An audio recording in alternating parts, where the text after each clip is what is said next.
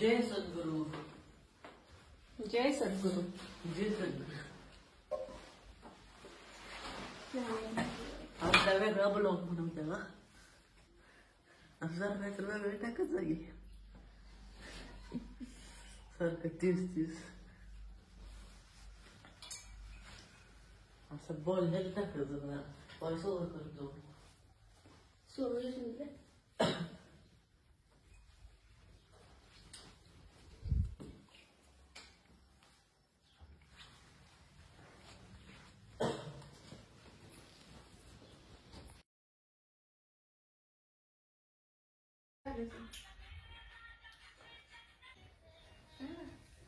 त्याने तुला खाऊन बघते आणखी ते पेपर आणखी असं माझे तुम्ही ठेवले खाऊ.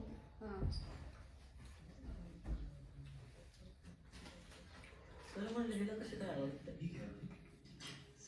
रोज 10 पाहिजे किती किती अशा गोळ्या तुम्हाला आवडतात का चिंचेच्या सांगा.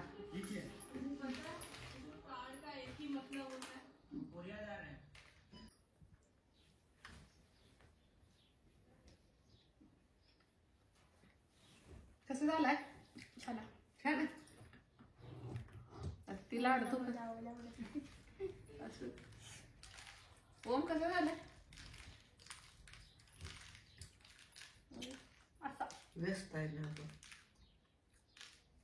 असं झालंय.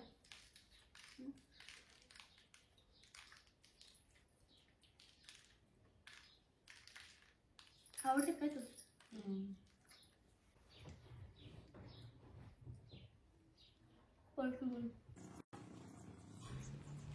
हॅलो नमस्कार, स्वागत आहे तुमच्या सगळ्यांचं नवीन एका व्हिडिओजमध्ये. तर हा आजचा शेवटचा दिवस आहे 2024 म्हटला. तर 2024 वर्षात असं पूर्ण वर्ष चांगलं गेलेलं आहे, पण शेवटचा दिवस सुद्धा आता थोडंसं गोड करून घालूयात म्हटलं. तर इथं काल अमावस्या होती तर नारळ फोडलेलं होतं. इथं मारुतीला पण एक फोडलेला आणि जवळच लोटेवाडी आहे. तर नाना काल लोटेवाडीच्या मसुबाला गेलेले तर तिथं पण त्यांनी एक फोडलेला होता. तर 2 नारळ होतं. तर आता ह्याचं काहीतरी बनवायचं म्हणून म्हटलं आता वड्या बनवायला थोडा वेळ लागतो आणि वड्याला कशी साखरेचं प्रमाण थोडंसं जास्त घ्यावं लागतं. तसं लाडू बिघडायचं टेन्शन नसतं. अगदी कमी वेळात आणि कमी साखरेत मग तुम्ही सुद्धा हे तुम्हाला अगदी कमी गोड करायचे असतील तरी सुद्धा हे लाडू बनवू शकता. वड्याला कसं त्या सेट होण्यासाठी साखर आपल्याला मोजूनच प्रमाणात घ्यावी लागते, पण तसं लाडूला नसतं. तुम्ही अंदाजाने कमी जास्त टाकली तरी सुद्धा लाडू छानच होतात. अगदी एखादी मिठाई आपण खातोय असे हे लाडू चवीला होतात. तर नक्कीच तुम्ही ह्या पद्धतीने एकदा ओल्या नारळाचे लाडू बनवून बघा. तर इथं आता जे नारळाची पाठीमागची जी साल आहे, काळी पाट असते ती काढून घ्यायची. पिलरने आपण बटाट्याची साल काढतो तसं काढून घ्यायचं. हे साल काढायला जरासा वेळ जातो, पण साल काढल्यानंतरच हे लाडू जे आहेत ते अगदी छान पांढरे शुभ्र होतात. त्यामुळं साल काढणं गरजेचंच आहे. इथं थोडासा वेळ लागू द्या, पण ती नक्की काढून घ्या.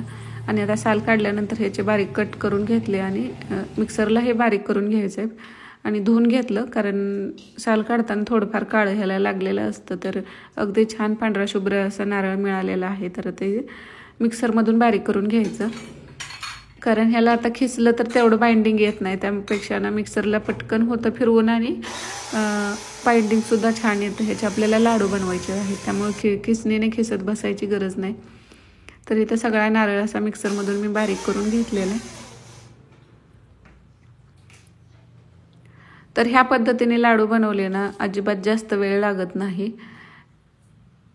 आता खोबऱ्याच्या वड्या बनवताना थोडासा वेळ जातो, पण लाडूला वेळ लागत नाही. तर कढईमध्ये हे टाकलेलं आता डेसिकेटेड कोकोनट ना ह्यापासून असंच बनवता येतं. फक्त असा बारीक केलेला नारळ घ्यायचा आणि तो कोरडा होईपर्यंत कढईत फिरवायचा. सुकल्यानंतर डेसिकेटेड कोकोनट तयार होतं. बारीक गॅसवरती मात्र करायला लागतं. तरी आता शिळं दूध थोडंसं राहिलेलं होतं. त्याच पातेल्यात मी मिल्क पावडर टाकलेले, एक छोटी वाटीभर मिल्क पावडर टाकलेले, अंदाजाने टाकलेले. तुमच्याकडे असेल तर टाका, नाही टाकली तरी सुद्धा चालते. तर मिल्क पावडर अगोदर दुधामध्ये मिक्स करून घेतली ना मग ती व्यवस्थित ह्यात मिक्स होते, नाहीतर परत त्याच्या गाठी होतात, व्यवस्थित मिक्स होत नाही. म्हणून अगोदर दुधामध्ये मिक्स करून घ्यायचे. आणि हा नारळसुद्धा थोड्याशा तुपामध्ये परतून घेतलेला आहे. ह्याला जास्त परतायची सुद्धा गरज नाही, फक्त मिल्क पावडर मिक्स होईपर्यंतच मी याला परत असं हलवून घेतलं. आणि नंतर हे दुधाचं मिश्रण असं सगळं, साय असेल ना, मिल्क पावडर नसेल तरी तुम्ही दुधावरची साय असते ना ती टाकू शकता, त्याने सुद्धा अगदी छान खव्यासारखी टेस्ट येते. आणि दुधाचं प्रमाण तुम्ही वाढवू शकता. तर इथं मी थोडंसंच दूध टाकलेलं आहे. अजून तुम्ही भरपूर असं दूध वाढवू शकता यामध्ये. मात्र दूध सुकल्यानंतरच यामध्ये साखर टाकायची, कारण दूध आणि साखर एकत्र जर टाकली ना बराच वेळ शिजायला जातो, मग खूप वेळ आपल्याला हलवत बसावं लागतं. त्यामुळे दूध पूर्ण सुकवून घ्यायचं आणि मग यामध्ये हवी तेवढी, आता तुम्हाला किती गोड हवा आहे त्यानुसार साखर टाकू शकता. 1 वाटी नारळाचा खीस असेल तर अर्धी वाटी साखर लागते. त्यापेक्षा आता मी थोडीशी कमीच टाकलेली. तुम्हाला जसं गोड हवं आहे त्यानुसार कमी जास्त केलं तरी चालते. आणि यामध्ये आता वेलची पावडर ऑप्शनल आहे, टाकली तरी चालते, पण थोडीशी टाकलेली आहे इथं मी. आणि बघा अगदी मिश्रण पूर्ण कोरडं झालेलं आहे. इथपर्यंत आपल्याला हे हलवून घ्यायचं.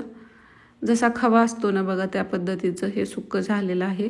नंतर आता एखाद्या ताटात काढून ठेवायचं आणि थोडंसं थंड होऊ द्यायचं. आणि थंड झाल्यानंतर मग ह्याचे लाडू बांधून घ्यायचे. अजिबात वेळ लागत नाही बघा.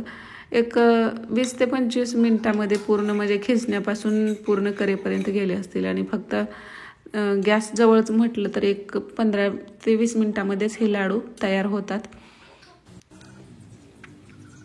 तर सकाळचा स्वयंपाक झाल्यानंतर मी हे लाडू बनवायला घेतलं होतं. तर लाडू वगैरे बनवेपर्यंत 1 वाजलेले मला.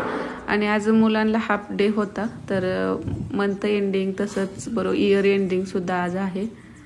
तर छान असे लाडू वळून घेतले. तर त्यांचं म्हणणं होतं की तू व्हिडिओमध्ये थोडंसं समोरून बोलत जा, पाठीमागूनच नुसता आवाज देत असते. तर म्हटलं सुद्धा हळूहळू शिकायचं चालू आहे. तर बघा अगदी छान असे हे नारळाचे लाडू तयार झालेले आहेत. आणि हा सकाळचा व्हिडिओ आहे. तर आमच्या घरी नॉनव्हेज जास्त कोणाला आवडत नाही, तर ह्यांनाच आवडतं, त्यामुळे अर्धा किलो आणलेलं, जास्त कोणी खात नाही. तर कुकर लावलेला आहे मी. फक्त आता हे तर रस्सा करायचा असेल तर आता अर्धा किलोतच किती रस्स्यात टाकायचं आणि किती आणि ठेवायचं असं थोडं थोडं मग राहतं. जास्त असेल तर मग रस्स्यात कसं थोडंसं पीस असलं तर चवीला लागतो. इथं मी कांदा एक भाजलेला आणि टोमॅटो घेतलेले. एक छोटं टोमॅटो, कांदा हे बारीक केलेलं होतं. कांदा गॅसवरती भाजून घेतलेला होता. आणि आता खोबऱ्याचं आणि सुक्का मसाला जे असतात, खडा मसाला, तो सगळं लसूण, कोथिंबीर आणि थोडीशी तीळ, खसखस आणि दालचिनी, लवंग असं सगळं मिरं असते, तो खडा मसाला सगळं एकत्र बारीक केलेलं. परत जिरा पावडर, धना पावडर, मटण मसाला आणि घरचं रेग्युलर काळं तिखट, मीठ, कोथिंबीर सगळं एकत्र काढून ठेवलेलं होतं. आता यामध्ये थोडंसं पाणी टाकून ना ह्याला तेल सुटेपर्यंत हे शिजवून असंच घ्यायचं.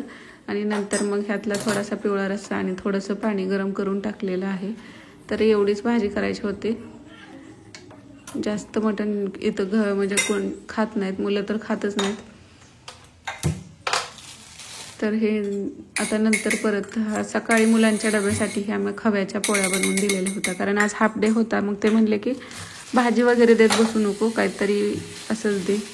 म्हटलं मग खवा आणलेला होता शनिवारी, त्याचं अजून काही केलेलं नव्हतं, तर मग त्याच्या आज डब्यासाठी पोळ्याच बनवून दिलेल्या होत्या.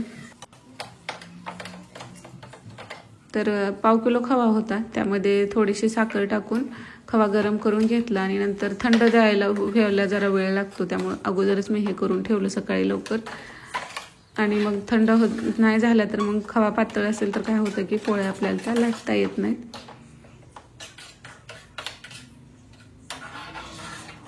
तर पूर्ण साखर यामध्ये विरघळल्यानंतर थोड्या वेळासाठी एक 5 ते 10 मिनिटासाठी असं शिजवून घेतलं. आणि तोपर्यंत पीठ पण मळून घेतलं. आता भाजी द्यायची नसले की कसं असं थोडं काय तर द्यायचं म्हटलं की डबा करायला वेळ लागत नाही, पटकन होतो. तोपर्यंत पीठ पण मळून ठेवलं. आता सगळ्यांसाठीचीच कणिक मी सकाळी एकदाच भिजवून ठेवते.